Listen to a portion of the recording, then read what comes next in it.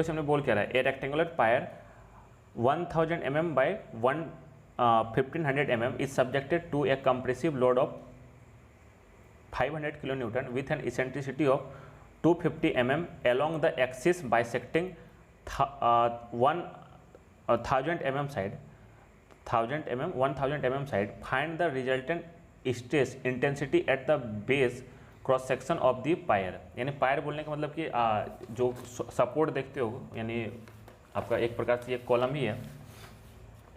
तो ये मान लीजिए कि ये आपका कॉलम है, ठीक ना, ये आपका क्या नहीं कॉलम है, ये फिर पायर है, ठीक, ये है। और अपने से बोला जा रहा है, अपने से बोला जा रहा है कि इसका बेस में कितना आपका स्ट्रेसेस आ रहा है। तो देखिए, यानी यहाँ पे कितना स्ट्रेसेस आ रहा है इधर में। देखिए इसे आप अप्रोच कैसे करोगे। तो 1000 mm बाई 1500 mm, तो 1000 क्या है ना विड्थ है और 1500 क्या है ना थिकनेस है। तो देखिए 1000 mm ये आपका 1000 mm और ये 100 mm का आपका एक क्रॉस सेक्शन है। अब यहाँ पे बोल क्या रहा है, इसको जरा सा आप समझने की कोशिश कीजिएगा। इसे compressive load of 500 kN with an eccentricity, अपने को इसेंट्रिसिटी कितना दिया हुआ, eccentricity of 250 mm along the axis bisecting 1000 mm side. यानी 1000 mm साइड कौन सा होगा, ये हो जाएगा और ये हो जाएगा, इसे बाइसेक्ट करेगा। यानी इसे कौन बाइसेक्ट करेगा, ये वाला वाई एक्सिस लाइन इसे बाइसेक्ट करेगा, समझ लो। और इसी पे कितना है ना 250 mm का इसेंट्रिसिटी है। यानी सीजी से आप क्या नीचे आओगे ना 250 mm, सीजी से कितना होगा ना 250 mm। यानी इसेंट्रिसिटी यानी लोड जो लगेगा इस पॉइंट पी पे लगेगा, जो आपका लोड जो लगेगा इस पॉइंट पी पे लगेगा। अब देखो, अब यही यदि क्वेश्चन में यहाँ पे बोल देता 1500 यानी 1500 mm बोल देता, तो वहाँ पे इसेंट्रिसिटी किधर हो जाता ना, यहाँ पे ना होके इधर आ जाता, यहाँ पे ना होके ये इधर आ जाता या फिर इधर चला जाता। वो क्या होता ना, इधर चला जाता। आप यहाँ पे इसेंट्रिसिटी इधर भी दिखा सकते हो, यहाँ पे जो है इसेंट्रिसिटी ना इधर भी दिखा सकते हो, कोई दिक्कत नहीं है, समझ पा रहे हो।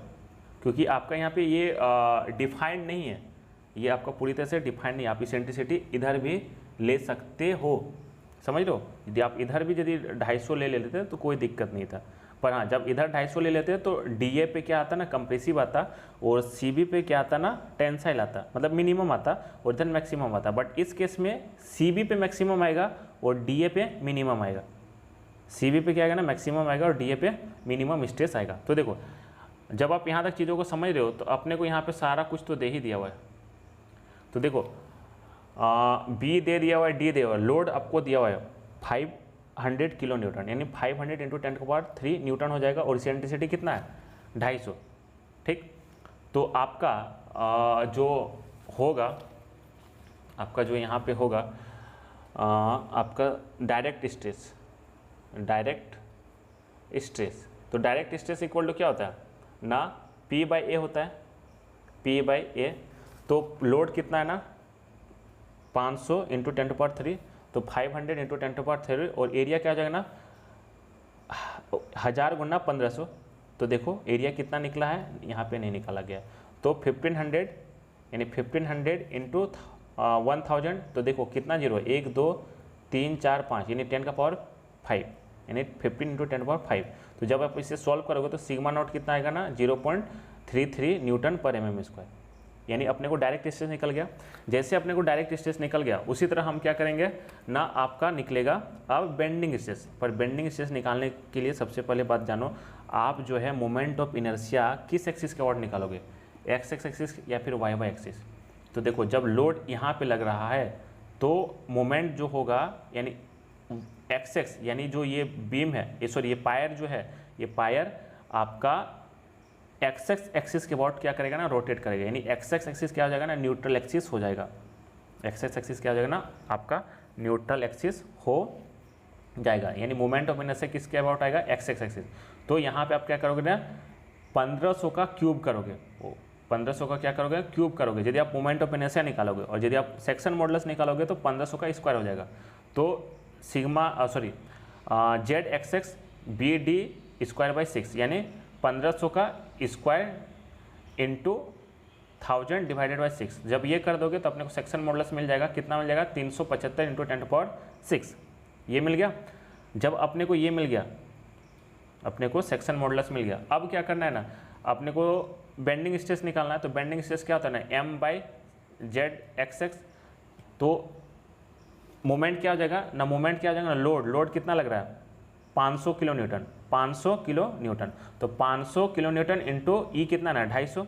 तो देखिए 500 इंटू 10⁻3 और ई नहीं लिखा हुआ है यहाँ पे ई लिखना भूल गया है।